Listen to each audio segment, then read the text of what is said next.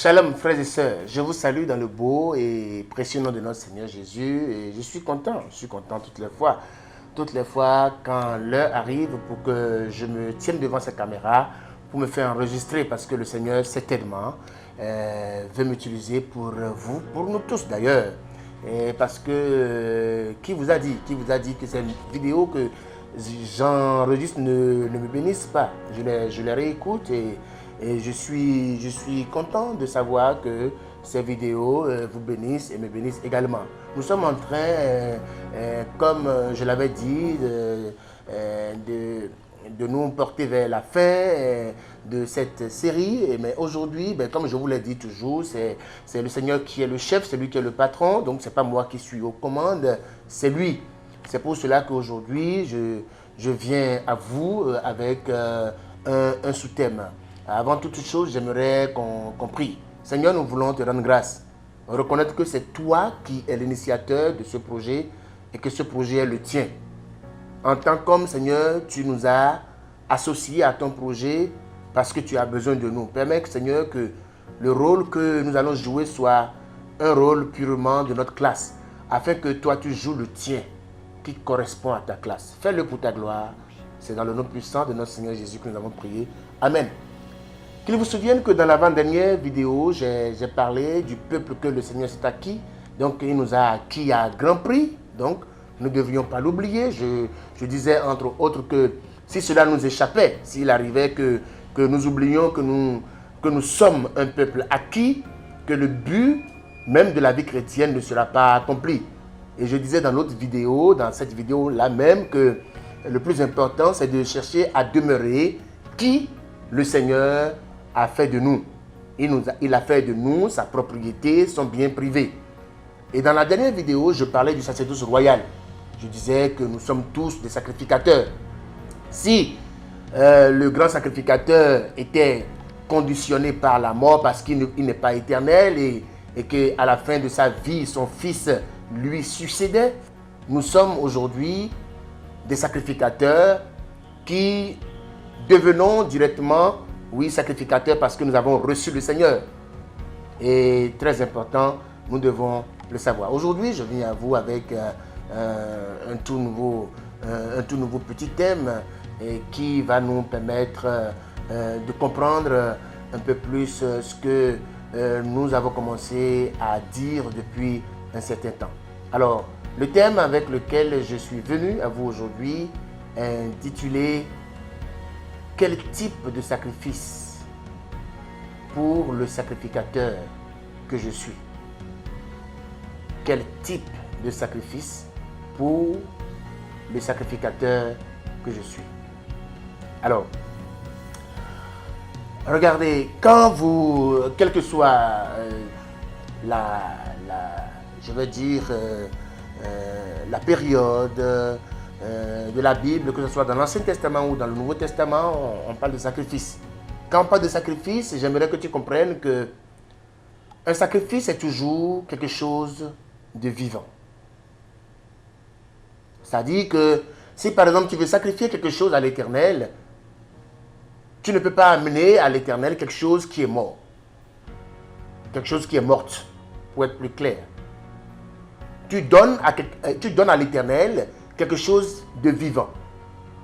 Et demander à ceux qui font les sacrifices à leurs idoles, ils ne peuvent pas amener à leurs idoles un mouton mort, un coq mort, même si c'est un oiseau. L'animal doit être vivant. C'est pourquoi la Bible dit, et je vais lire, que nous aussi nous devons offrir un sacrifice vivant. Au fait, ce n'est pas que nous les copions, c'est eux qui ont copié. C'est Satan qui a copié l'Éternel. Qu'il vous souvienne les sacrifices de Caïn et d'Abel. Donc toutes les fois, vous amenez un sacrifice devant le Seigneur, vous voulez sacrifier quelque chose à l'Éternel, la chose doit être vivante. Isaac n'était pas mort. Dieu va dire à Abraham, son père, prends ton fils, prends ton unique fils, va me le tuer. Il n'a pas dit, prends le cadavre de ton fils. Non, c'est pas ça.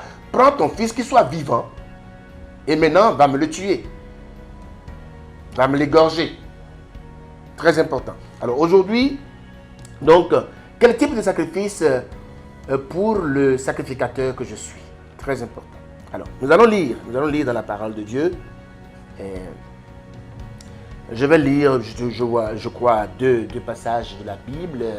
Et le Seigneur, bon, c'est lui qui est le chef. Il nous en dira plus.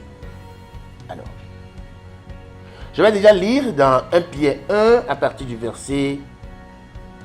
Je vais lire du verset 20 jusqu'au verset 23. Je vais ressortir quelque chose au verset 23 et après je vais aller à 1 Pierre 2. Je vais lire à partir du verset 4. Je vais lire 4 et 5. Alors, prédestiné avant la création du monde, il a été révélé dans les derniers temps à cause de vous. Il s'agit de Christ. Par lui, vous croyez en Dieu, qui l'a ressuscité et lui a donné la gloire, de sorte que votre foi et votre espérance reposent sur Dieu. Verset 22. Vous avez purifié votre âme en obéissant par l'Esprit à la vérité pour avoir un amour fraternel sincère. Aimez-vous donc ardemment les uns les autres d'un cœur pur. Le 23, ça m'intéresse. En effet, vous êtes nés de nouveau, non pas d'une semence corruptible, mais d'une semence incorruptible, grâce à la parole vivante. Grâce à la parole vivante et permanente de Dieu. Vous êtes nés d'une semence vivante. Une semence corruptible, c'est une semence morte. Mais la Bible a dit que nous ne sommes pas nés d'une semence morte. Nous sommes nés au travers, par le truchement d'une semence vivante. Pourquoi est-ce que nous sommes nés d'une semence vivante, par une semence vivante? Parce que Dieu veut faire de nous des entités vivantes. Gloire à Dieu. Très important. Donc, déjà, nous ne sommes pas nés par une semence corruptible. Nous ne sommes pas nés par un esprit qui n'est pas de Dieu. Nous sommes nés par l'Esprit de Dieu. Seul l'Esprit de Dieu est vie. Afin que nous ayons vie. Afin que nous soyons détenteurs de la vie. N'oubliez pas le thème. Nous sommes des sacrificateurs. Étant sacrificateurs, quel est le type de sacrifice qui correspond à notre fonction?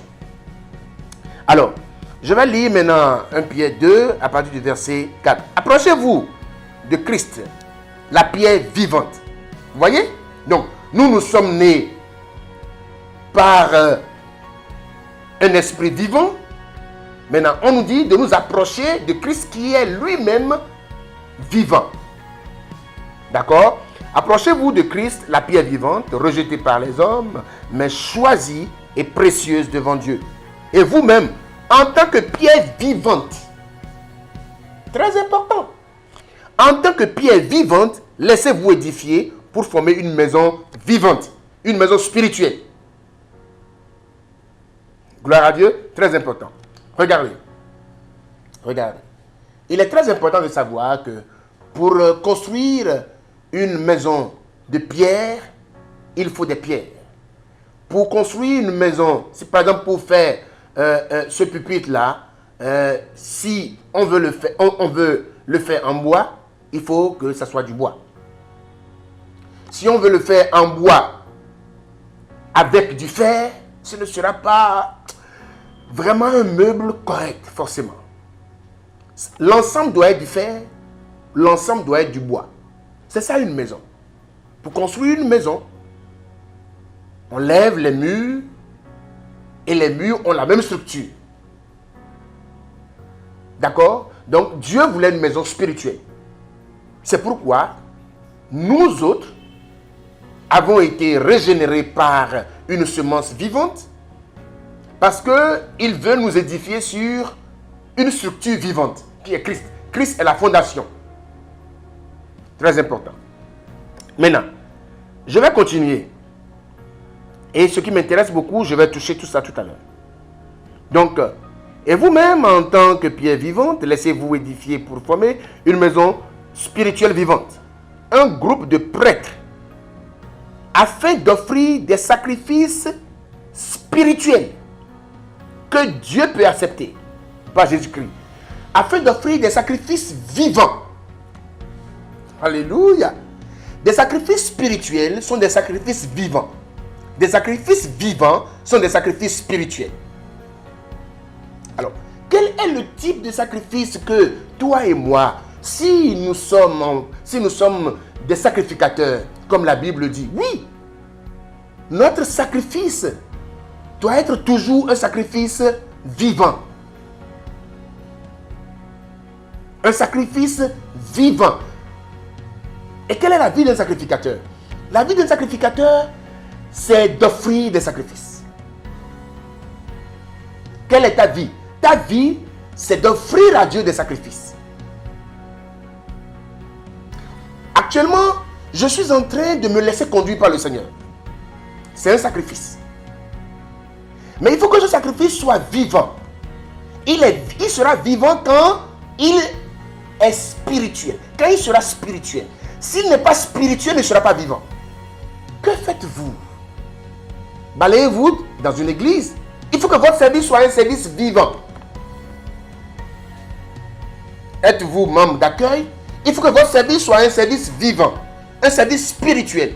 Un service agréable. C'est-à-dire que, pour que le service soit agréable au Seigneur, il doit être spirituel. Et pour qu'il soit spirituel, il faut qu'il soit vivant. Parce que nous avons été régénérés par un esprit vivant, donc non corruptible. Nous avons été édifiés sur une structure vivante.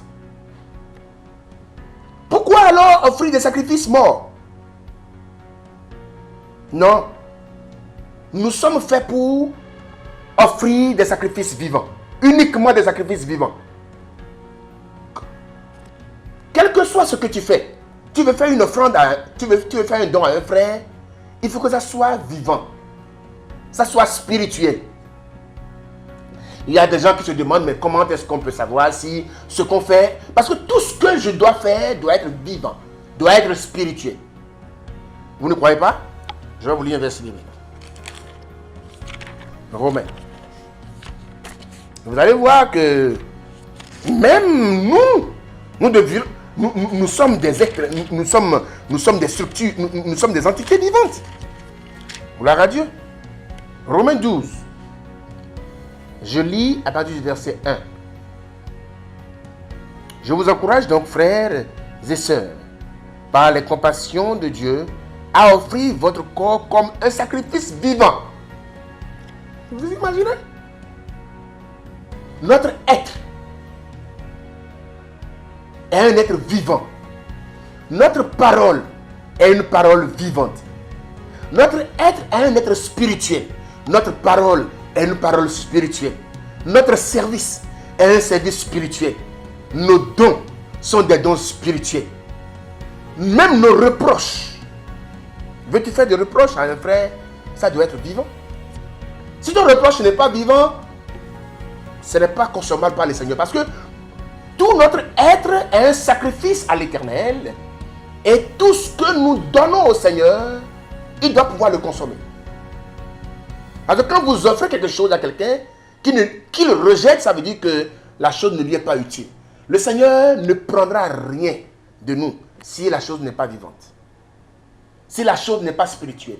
Si la chose n'est pas Christ pour aller plus loin. Tout ce que tu dois offrir au Seigneur, ça doit être vivant. Tu veux punir ton enfant, ça doit être vivant. Tu veux faire un reproche à une soeur, ça doit être vivant. Ça doit être spirituel. Gloire à Dieu. Très important. Donc, quel type de sacrifice pour le sacrificateur que je suis? C'est un sacrifice vivant. Un sacrifice qui plaise au Seigneur. Un sacrifice que le Seigneur agrée. C'est un sacrifice vivant. Il ne prend rien qui touche la mort. Au contraire, quand il touche la mort reprend vie. Très important. Gloire à Dieu.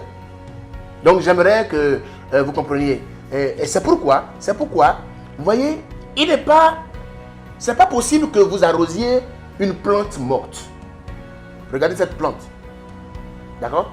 Si cette plante ne vivait pas, on devrait cesser de l'arroser. Donc, s'ils ne sont pas vivants, tout ce que nous entendons ne nous servira à rien du tout. S'ils ne sont pas des entités vivantes, si nous ne vivons pas, c'est pourquoi il y a des gens qui n'ont que fait de messages de Dieu. Parce qu'eux-mêmes ne vivent pas. Ça ne les touche pas, ça ne leur fait rien. Ils sont morts. C'est pourquoi d'ailleurs notre évangile est voilé pour ceux qui périssent. C'est pourquoi ce que nous prenons comme chair, le monde ne prend pas ça comme chair. Le monde ne valorise pas ce que nous valorisons. Parce que le monde est mort à ce que nous disons. Le monde est mort à Dieu. Très important. Donc commence à te checker. Est-ce que les choses de Dieu te touchent ou bien ça te dit rien du tout? Tu serais un cadavre peut-être. Attention. Tu dois chercher la vie. Parce qu'il y a encore de l'espoir pour toi. Même si une plante meurt, et il n'y a plus de l'espoir pour la plante qui meurt. Un homme qui n'a pas Dieu est un homme mort. Il y a de l'espoir encore pour lui. Le Seigneur veut encore lui redonner vie. C'est pourquoi dans nos églises, plusieurs personnes ne sont pas vivantes. Leurs sacrifices, alors, ne sont pas des sacrifices vivants. Et le Seigneur ne veut pas ça. Le Seigneur veut que nous soyons des prêtres, tous vivants. Érigés sur une structure spirituelle, Christ, vivante. Offrant des sacrifices vivants. Que le Seigneur vous bénisse. C'était court, mais c'était bon. C'était bon parce que peu de paroles pour l'homme spirituel, c'est beaucoup de choses. Parce que ça lui donne des fondements pour méditer. Moi, je me laisse au Seigneur pour vous dire le peu, afin que le Seigneur vous dise encore et encore, vous révèle. Vous savez, la parole de Dieu, elle est profonde. C'est pourquoi j'ai appris à ne jamais dire, il y a telle année, il y a tel nombre d'années, j'ai reçu le Seigneur. Non, ça n'a pas de sens. Le Seigneur révèle sa parole à qui il veut, quand il veut, comment il veut. Il peut vous amener dans les profondeurs insoupçonnables. Donc, ne comptez pas les années en vous asseyant dans les églises, dire que vous êtes ancien ou pasteur. Non, arrêtez ça. Ça ne vous sert à rien du tout. Mettez-vous à l'école du Seigneur. Asseyez-vous devant le Seigneur et dites-lui, demandez-lui de vous enseigner. Il ne vous enseignera. J'espère que ces quelques moments vous auraient été utiles et que vous n'allez pas, comme je vous le dis d'habitude, garder ces vidéos par devant vous. Partagez-les liens. Et cliquez sur le truc là, le bouton abonné de Facebook et de la page YouTube aussi. Cliquez sur la cloche afin que toutes les nouvelles vidéos vous parviennent de façon automatique parce que votre gadget a l'intelligence de vous rappeler, de vous annoncer qu'une vidéo a été postée. Que le Seigneur vous bénisse. Prions. Seigneur, nous voulons être reconnaissants pour ce peu que tu nous as donné aujourd'hui. Reconnaissants, nous sommes reconnaissants parce que, Seigneur, ce que tu as caché au monde, Seigneur, tu nous les révèles. Tu as dit, si nous sommes des sacrificateurs dans ta maison, tu ne veux que des sacrifices vivants de notre part. Parce que nous avons été régénérés de manière vivante, mis sur une structure vivante. Et nous devons alors produire que du vivant. Que notre sacrifice soit continuellement vivant devant toi. Donne-nous, Seigneur, de ne pas perdre cela. Et donne-nous, Seigneur, de grandir dans ce que tu es en train de faire avec nous. Fais-le pour ta gloire. Dans le nom puissant de notre Seigneur Jésus. Amen. Que le Seigneur vous bénisse. Au revoir.